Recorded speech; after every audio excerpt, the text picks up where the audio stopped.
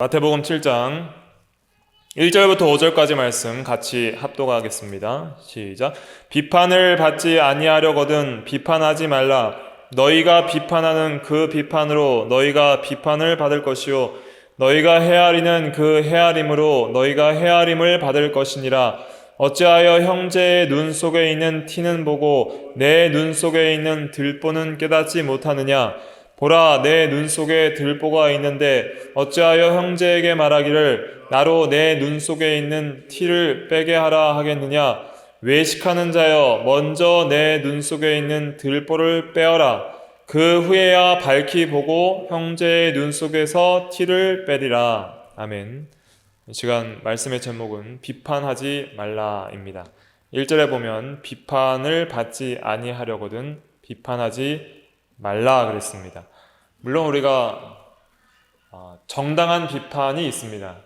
합법적인 비판, 또 말씀에 어긋나는 것에 대해서 아닌 것은 아니라 옳은 것은 옳다 할 수 있고, 또 잘못된 것에 대해서 우리가 의를 세워나가기 위해서, 바로 세우기 위해서, 또 여러 가지 덕을 위해서, 또 교회의 성결을 위해서, 또 나라의 또 법을 세우고 죄악을 막기 위해서, 또 죄악이 관영하는 것을 방지하기 위해서, 부패를 방지하기 위해서 비판할 수는 있죠. 그러나 여기서 말하는 비판은 무엇인가? 이것은 형제를 미워하고 정죄하고 그리고 용서하지 않고 또 허물과 죄를 긍휼히 여기지 않는 그런 악의에서 나오는 잘못된 죄악적인 비판을 말을 하고 있는 것입니다. 그래서 사람을 함부로 판단하고 또 정죄하고 그리고 악의로 비방하는 것, 또 욕을 하는 것, 이런 것들이 여기서 말하는 비판이다. 예수님께서 금지하시는 비판이다라고 할 수가 있겠습니다. 비판을 받지 아니하려거든 비판하지 말라 그랬는데, 첫째로 생각해야 될 것은 비판을 받지 아니하려거든 했을 때에 만약에 이런 잘못된 비판을 할 때 누구에게 비판을 받는가? 첫째는 하나님께 비판을 받습니다. 그래서 하나님께 비판을 받지 아니하려거든 비판하지 말라는 의미입니다. 반드시 하나님은 우리가 한 무익한 말까지도 다 심판하신다고 했죠. 그리고 우리가 판단하는 대로 또 비판하는 대로 하나님께서도 그렇게 비판을 하신다는 그런 의미로서 먼저 해석을 해야 됩니다. 둘째로는 우리가 일반적으로 사람을 악의로 비판하는 자는 그 사람도 동일하게 다른 사람에게도 비판을 받을 수밖에 없는 그런 형편에 처하는 것이 또 일반적인 일입니다. 실제적으로 다른 사람의 허물을 비방하고 또 정죄하는 그 사람이 똑같은 죄를 짓거나 또 비슷한 죄를 짓는 그런 경우에는 비판을 피할 수가 없는 거예요. 오히려 동일한 죄를 범함으로써 더 많은 비판을 받는 경우들이 많음을 또 우리가 알 수가 있는 것입니다. 그래서 비판을 하지 말라 그랬습니다. 그래서 다른 사람이 허물이 있거나 또 좀 죄가 있다 하더라도 회개하고 그것을 바로 고치고 할 때에는 우리가 그 결점을 덮어주고 또 사랑하고 또 용서해 주는 것이 필요한 것이죠. 또 실제적으로 다른 사람의 허물을 본다 할지라도 우리가 사랑으로 덮어주는 것, 또 그러한 허물을 악의적으로 비판을 하고 정죄를 하는 것이 아니라 그 사람이 그런 죄악의 영향력에서 또 해방될 수 있도록 기도하고 돕고 또 진리를 바로 증거해주고 하는 그런 일들이 바로 믿음으로 하는 것이다 할 수가 있겠습니다. 그래서 이러한 악한 비판은 결국은 사람을 사랑하지 못하고 긍휼히 여기지 못하는 그런 죄악된 이기심과 악한 마음에서 나오는 것이다 할 수가 있겠습니다. 모든 죄인은 악한 본성이 있기 때문에 그러한 본성대로는 모든 죄인은 비판하기를 좋아합니다. 그러니까 다른 사람을 사랑하는 말, 다른 사람을 칭찬하고 격려하는 말을 같이 하기보다는 다른 사람을 욕하는 말을 좋아하고 헐뜯기를 좋아하는 게 악한 본성을 가진 인간의 그런 특징이다 할 수가 있겠죠. 그래서 우리 예수님 말씀대로 이러한 면들을 우리가 회개하고 또 고치도록 힘을 써야 됩니다. 결점을 보려고 하기보다는 오히려 장점을 보기를 노력을 해야 되고, 결점을 봤을 때는 덮어주는 것이 있어야 돼요. 그러면 복을 받습니다. 예를 들면 노아가 술이 취해서 벌거벗고 대낮에 자고 있었잖아요. 그것은 그 당시 노아는 한 가정의 가장일 뿐만 아니라 제사장이고 선지자고 왕의 역할을 하는 거예요. 모든 세상 사람들이 다 물로 심판받았고, 이제 노아가 그 세상 모든 이 땅의 왕이자 가장 대표인 거예요. 그러한 인물이 대낮에 벌거벗고 술에 취해 자고 있다는 것은 그 권위의 심각한 허물을 드러낸 것이죠. 그때 함이 그것을 비방을 했잖아요. 그때 생가 야벳이 뒷걸음쳐서 그 아버지의 모습을 보지 않고 벌거벗은 그 육체를 자신들의 옷으로 덮어주는 그런 일이 있었습니다. 그때 이제 생가 또 야벳이 하나님 앞에 복을 받게 된 것이죠. 또 우리가 사람의 잘못을 용서하라고 또 예수님께서 말씀하셨죠. 마가복음 6장 14절과 15절 말씀 한번 찾아볼까요? 마가복음 6장 14절과 15절 말씀 같이 읽어볼게요. 시작. 너희가 사람의 잘못을 용서하면 너희 하늘 아버지께서도 너희 잘못을 용서하시려니와 너희가 사람의 잘못을 용서하지 아니하면 너희 아버지께서도 너희 잘못을 용서하지 아니하시리라. 마태복음 6장 14절 15절. 그래서 허물이나 또 잘못을 또 용서하고 또 긍휼히 여기는 마음이 있어야지 또 하나님께서도 그렇게 하신다는 거예요. 또 긍휼을 행하지 않는 자에게는 긍휼 없는 심판이 있으리라 그랬습니다. 야고보서 2장 13절도 한번 찾아보겠습니다. 히브리 다음에 야고보 신약 373페이지 다 찾아보세요. 야고보서 2장 13절. 야고보서 2장 13절 같이 읽어볼게요. 시작. 긍휼을 행하지 아니하는 자에게는 긍휼 없는 심판이 있으리라. 긍휼은 심판을 이기고 자랑하느니라. 그래서 비판하면 비판받으리라. 그러죠? 또 잘못을 용서하지 아니하면 하나님께서도 너희를 용서하지 않겠다. 또 긍휼을 행하지 아니하면 긍휼 없는 심판이 있으리라. 이 말씀을 이제 해석을 잘 해야 됩니다. 긍휼 없는 심판이나 또 하나님께서 너희를 용서하지 않겠다라는 것이나 또 너희가 비판하면 하나님께서도 비판하시겠다. 비판을 받지 아니하려거든 비판하지 말라. 이런 말씀은 이제 하나님께서 완전히 버리시고 지옥에 보내시겠다. 이런 의미로 우리가 해석하면 안 되고 이 지금 말씀들은 다 믿는 성도에게 하시는 말씀이에요.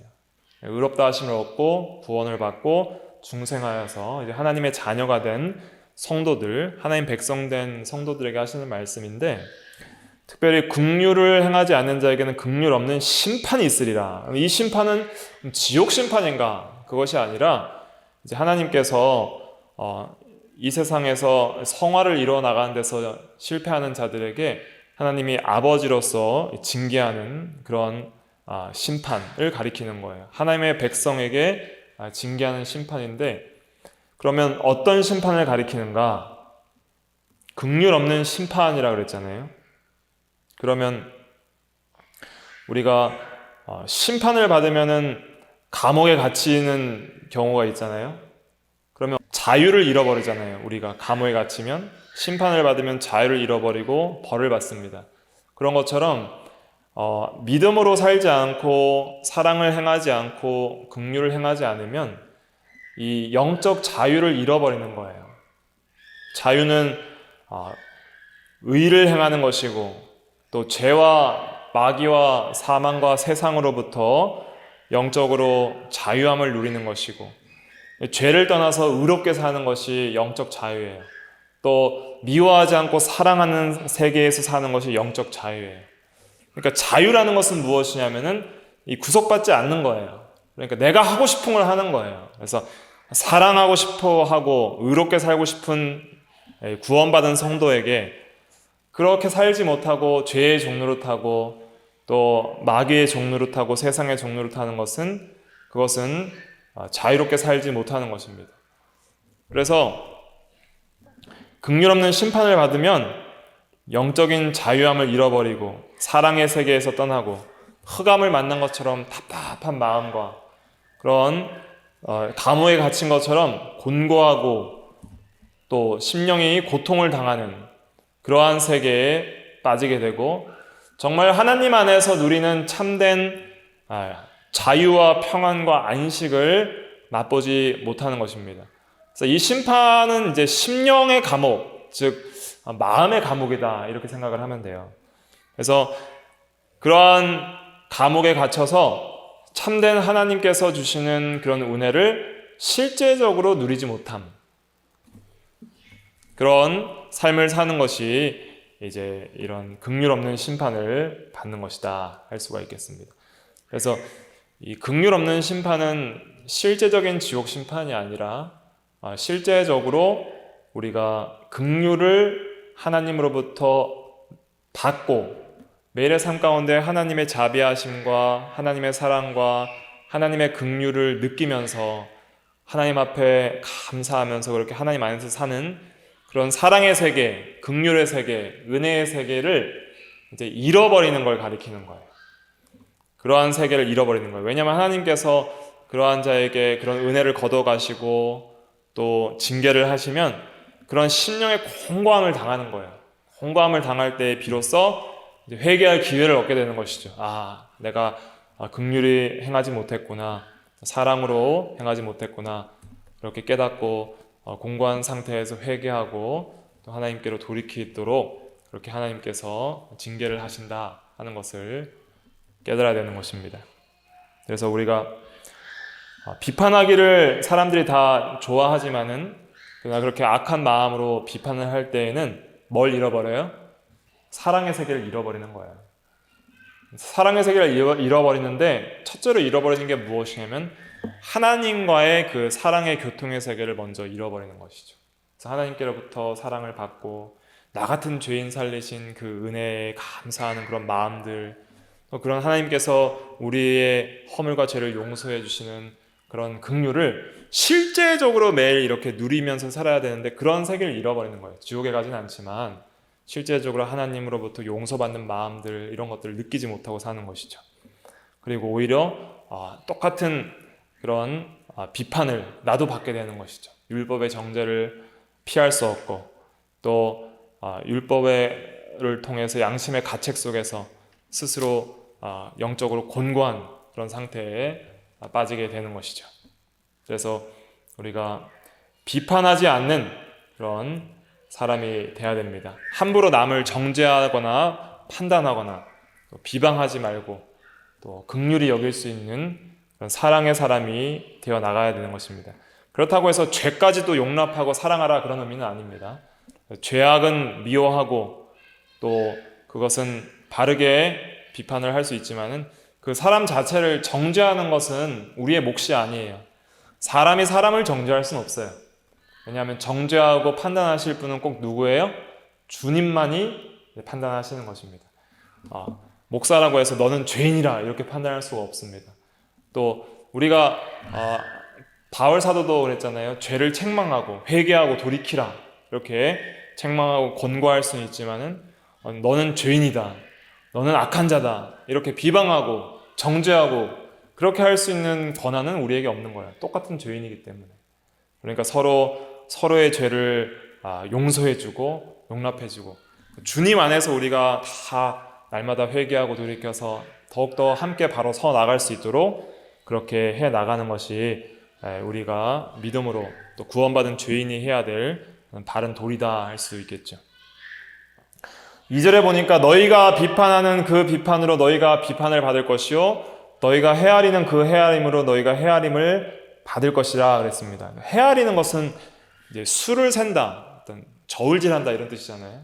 그러니까 사람을 보고 이제 저울질하는 거예요. 저 사람은 뭐 어느 정도 선하다, 어느 정도 악하다. 이 사람은 이게 잘못됐고 저게 잘못됐고 이렇게 헤아리는 것, 수를 세는 것. 그런 것이 헤아리는 것입니다. 그렇게 하는 자에게는 하나님께로부터 그러한 심판을 피할 수 없다. 하나님께서도 그러한 긍휼과 사랑으로 심령이 평안과 안식을 누리는 그 세계를 잃어버리게 하신다는 거예요. 그러니까 죄인이 구원받아서 누리는 게 뭐예요? 평안이잖아요. 또 죄로부터 구속받고 해방받았다는 그런 자유, 또 안식과 기쁨이 있잖아요. 그런데 비판하는 사람은 날마다 다른 사람을 정죄하고 미워하게 되면 자기가 그 은혜의 세계를 누릴 수가 없는 거예요. 나는 나 같은 죄인을 구원해 주신 하나님의 은혜, 또 죄 용서받은 그 평강, 기쁨, 하나님이 나를 항상 불쌍히 여겨주신다는 그러한 은혜의 세계 속에서 항상 감사가 넘치고 기쁨이 넘치고 또 영적인 자유가 넘쳐야 되는데, 남을 항상 미워하고 비판하고 긍휼히 여기지 못하면은 가장 손해는 누구예요? 그 남이에요, 자기예요? 자기인 거예요. 남이야 다른 사람이 비판하는 거 듣고 자기가 동요하지 않으면 되는 거예요. 그런데 오히려 손해는 누가 보느냐? 비판하는 사람이 보는 거예요. 남을 정죄하면은 그 정죄하는 사람 마음속에 뭐가 가득해요? 미움이 가득해요. 미워하는 마음이 가득하면 그 속에 마귀가 가득한 거고 욕심이 가득한 거고 죄가 가득해지는 거예요. 그러나 우리가 오히려 내가 가장 죄인 중에 계수다, 사도 바울처럼 내가 가장 큰 죄인이다 라고 생각하면서 다른 사람을 오히려 나보다 낮게 여기고 긍휼히 여기고 불쌍히 여기고 사랑하고 하면은 다른 사람이 어찌든지 나는 좋은 거예요. 나는 하나님의 긍휼을 받고 은혜를 받고 또 평안한 삶을 살아갈 수가 있는 것이죠.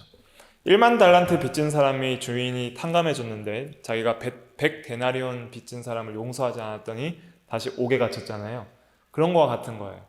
내가 예수 그리스도를 통해서 무한한 죄를 용서받았는데 나에게 행하는 작은 티와 같은 허물을 용서해주지 않을 때에는 정말 다시 옥에 갇힌 것처럼 그런 자유를 잃어버리는 거예요.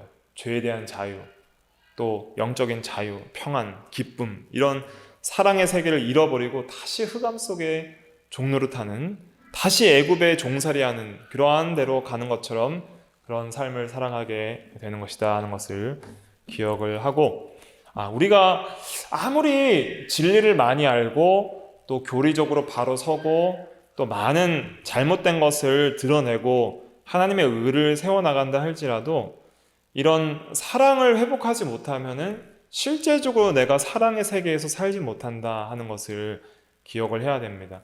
예를 들면 에베소 교회 같은 경우에는 요한계시록 2장에 보면 에베소 교회가 외적으로 진리를 잘 세워나갔습니다. 에베소 2장 2절부터 3절에 보면 내가 내 행위와 수고와 내 인내를 알고 또 악한 자들을 용납하지 아니한 것과 자칭 사도라 하되 아닌 자들을 시험하여 그의 거짓된 것을 내가 드러낸 것과, 이런 걸 잘했다는 거예요. 그래서 악한 자를 용납하지 않고 자칭 사도라 하되 이런 거짓 사도와 거짓 선지자들의 그의 거짓된 것을 진리의 빛을 통해서 바로 비판하고 드러내고 악한 것을 악하다 하고 해서 한 것, 진리를 세워나가고 의를 세워나간 것은 잘했고, 또 3절에 보니까 내가 참고 내 이름을 위하여 견디고 게으르지 아니한 것은 안다 그랬습니다.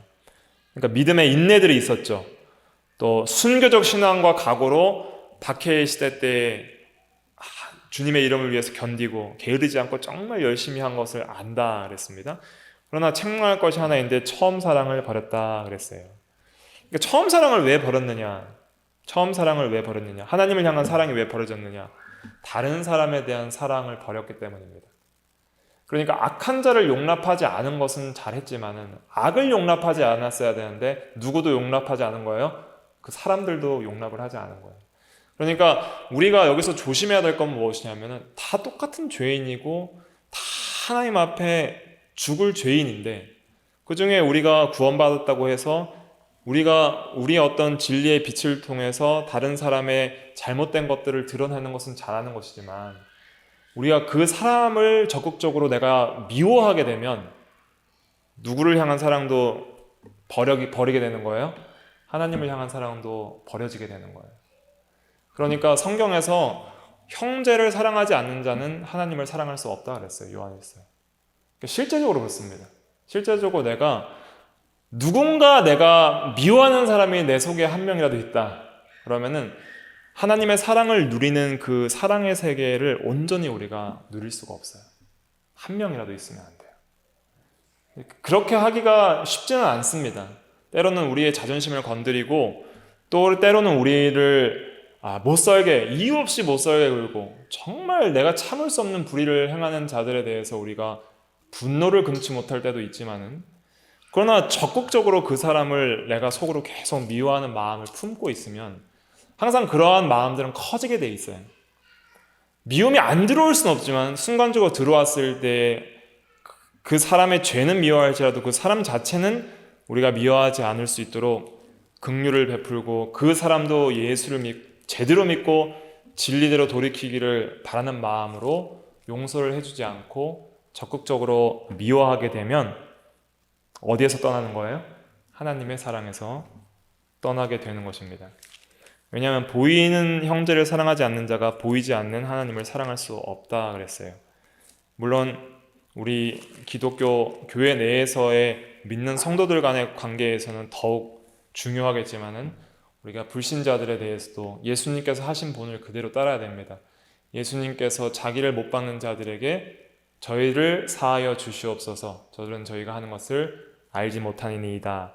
알지 못하고 죄를 짓는 것까지 용서해달라고 하였습니다. 스데반 집사도 죽을 때에 그들을 위해서 기도했던 것처럼 우리는 예수님의 본을 따라야 됩니다. 그렇지 않으면 진짜 예수님이 우리를 위해서 원수까지 사랑하신 그 사랑을 알 수가 없는 거예요.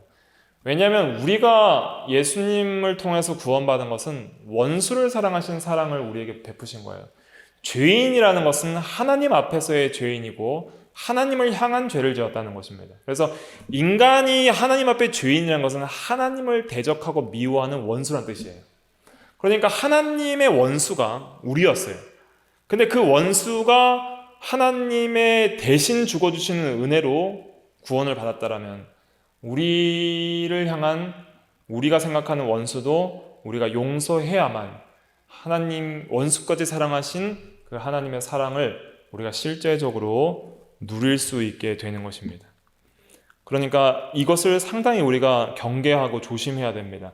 우리가 신앙생활을 한다 할지라도 이 사랑을 잃어버리는 순간은 그것은 진짜 믿는 생활을 하는 것에서 떠나버리는 거예요. 사랑의 세계를 떠나면 우리가 참된 신앙에서 떠나고 진짜 그리스도인의 삶을 제대로 살지 못한다 하는 것을 깨닫게 됩니다. 물론 여호와를 사랑하는 것이 악을 미워한다 그랬어요. 악과는 우리가 절대로 타협할 수 없고 한치도 양보할 수 없고 피 흘리기까지 싸워야 됩니다.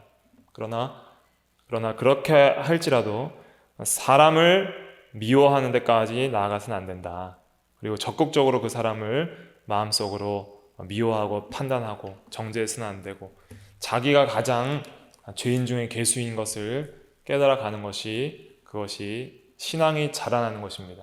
그래서 신앙이 자라나는 것과 자기 안에 죄를 깨닫는 것은 정비례해요.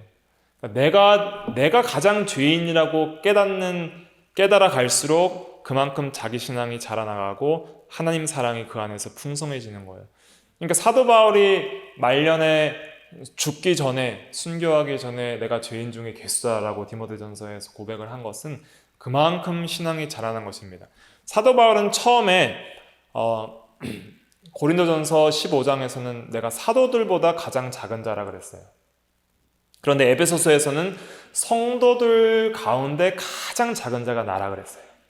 그런데 마지막에서는 내가 모든 사람보다 죄인 중에 괴수다. 괴수라는 것은 그 못된 자들의 우두머리를 괴수라 그래요. 그러니까 죄인들 가운데 가장 큰 죄인이 바로 나다라는 고백이 죄인 중에 괴수라는 말입니다. 그러니까 나보다 큰 죄인은 없다는 뜻이죠. 그럼 사도 바울은 무슨 죄를 지었길래 그랬을까요? 무슨 죄를 지었길래? 외적인 죄를 지은 게 아닙니다. 내가 죄인 중에 괴수라고 깨달은 것은 뭘 깨달은 거예요? 내적 본성을 본 거예요. 그러니까 자기의 죄악된 내적 부패성과 본성을 본 거예요. 그러니까 우리가 죄를 깨달을 때에 내가 외부적으로 행했고 품었던 마음, 그런 것으로만 내가 죄인이다라고 생각하는 것은, 그것은 아직 내적인 그런 들보를 아직 깨닫지 못한 거예요. 들보를 깨달으면은 정말 큰 죄가 내 안에 있다는 것을 깊이 있게 볼 수 있는 것입니다. 우리 마태복음 7장 3절부터 같이 한번 읽어볼까요? 마태복음 7장 3절부터 4절까지만 읽어볼게요. 시작. 어찌하여 형제의 눈 속에 있는 티는 보고 내 눈 속에 있는 들보는 깨닫지 못하느냐? 보라, 내 눈 속에 들보가 있는데 어찌하여 형제에게 말하기를 나로 내 눈 속에 있는 티를 빼게 하라 하겠느냐? 티는 뭐냐면 외적으로 보이는 잘못이에요. 티는 조그만 것이잖아요. 먼지 같은 게 티예요. 그것이 외적으로 보이는 잘못이고, 들보는 무엇이냐면 대들보 같이 이 기둥, 집에 큰 기둥, 집에서 이제 집을 세우기 위한 큰 기둥이 들보잖아요. 들보는 큰 거예요. 큰 거고, 티는 뭐예요? 작은 것. 그래서 어찌하여 형제의 눈 속에 있는 티는 보고 내 눈 속에 있는 들보는 깨닫지 못하느냐 하는 것은, 자기 안에 보이지 않는 부패성은 깨닫지 못하면서 왜 형제에게 보이는 그러한 티는 잘 보고 비판을 하느냐 하는 말이죠. 그래서 먼저는 뭘 하라 그러는 거예요? 예수님의 말씀은 보라, 내 눈 속에 들보가 있는데 그 들보를 먼저 제거하라는 것이죠. 5절 말씀 같이 읽어볼게요. 시작. 외식하는 자여, 먼저 내 눈 속에서 들보를 빼어라. 그 후에야 밝히 보고 형제의 눈 속에서 티를 빼리라. 들보를 먼저 빼라 그랬습니다. 들보를 빼려면 믿음으로 그리스도와 연합하여서 날마다 그리스도 안에서 자기의 죄를 회개하고 자기가 죽어지고 자기의 부패성이 죽어진 만큼 이러한 들보가 빼어져 나가고, 그렇게 할 때에 비로소 이제는 형제의 눈 속의 티를 바로 뺄 수가 있습니다. 바로 뺀다는 것은 복음을 전함으로, 또 본을 보임으로, 내가 빼려고 하는 것이 아니라 그리스도를 전함으로 빼는 것이죠. 또 하나님의 말씀을 전함으로 하나님의 은혜로서 그도 죄에서 구원받을 수 있도록 바르게 인도할 수 있다는 것을 가리키는 것입니다. 자신이 먼저 죄와 싸워서 이겨본 만큼 다른 사람도 죄와 싸워서 이길 수 있도록 인도해 줄 수 있다는 것을 말씀하고 있는 것이죠. 그래서 우리는 경건의 깊이, 또 신앙의 깊이는 내 안에 있는 들보와 같은 죄를 깨닫는 깊이에 정비해야 한다 할 수가 있겠습니다. 하나님께 가까이 나가는 만큼 하나님은 빛이시고, 또 하나님의 말씀에 더 가까이 나아갈수록 그 말씀의 빛으로 내 속에 있는 어두운 죄악들이 발견이 되는 거예요. 근데 빛이 비추어지지 않으면 속에 있는 죄악들이 발견이 되지 않는 것이죠. 그래서 빛 가운데 나아갔을 때에 우리가 내가 가장 본성상 큰 죄인임을 발견할 수밖에 없습니다. 왜냐하면 다른 사람의 외적인 티는 밖으로 보이는 것만 볼 수 있잖아요. 밖으로 보이는 것만 보는 거예요. 아무리 큰 죄라도 드러난 것만 볼 수 있지, 그 사람 안에 있는 본성상의 부패성은 우리가 다 느끼고 볼 수가 없습니다. 무슨 생각을 하고 무슨 마음인지는 우리가 하나님이 아니기 때문에 볼 수가 없어요. 그러나 내 안에 있는 죄성은 우리가 말씀의 빛을 비추어 볼 때에 우리 스스로 볼 수 있는 거예요. 내 죄가 얼마나 큰지를 볼 수가 있는 거예요. 그럴 때에 다른 사람에게는 그런 것을 볼 수가 없는데 내 속에는 그런 게 다 보이니까 상대적으로 나의 죄가 더 들보와 같이 크게 느껴지는 거예요. 그렇기 때문에 이러한 들보와 같은 죄를 가지고 있는 죄인을 구원해 주신 하나님의 은혜에 감사하면서 오히려 다른 사람의 티와 같은 허물도 하나님께서 용서해 주시기를 기도할 수 있는 것이고, 또 그들이 지은 죄도 우리가 사랑으로 또 용서하고 또 허물을 덮어줄 수 있고, 또 실제적으로 악한 자들의 행위들을 복음을 전하고 또 말씀을 전하고 또 행위와 삶을 통해서 또 그들도 회개하고 돌이킬 수 있도록 우리가 바로 인도할 수가 있게 되는 것입니다. 그래서 여기서 중요한 것은 비판하지 않고 또 사랑하고 용서할 수 있는 그런 삶을 살 수 있는 동기는 뭐예요? 나의 속에 있는 들보와 같은 부패성을 발견하고 내가 가장 큰 죄인 중에 괴수인 것을 깨닫는 것. 그럴 때 나 같은 죄인 살리신 하나님의 은혜가 얼마나 큰지를 알고 또 감사하고 감격해서 실제적으로 하나님을 사랑하고 또 다른 형제들을 긍휼히 여길 수 있는 데까지 나아갈 수 있다는 것을 깨닫게 됩니다. 그래서 오늘도 이 말씀을 잘 기억해서 우리가 먼저 자신의 부패성을 많이 깨달아 나가야 된다. 들보와 같은 그런 자기 속에 있는 죄를 먼저 뽑아야 다른 사람의 눈 속에 있는 티도 복음으로 바로 뽑을 수 있다.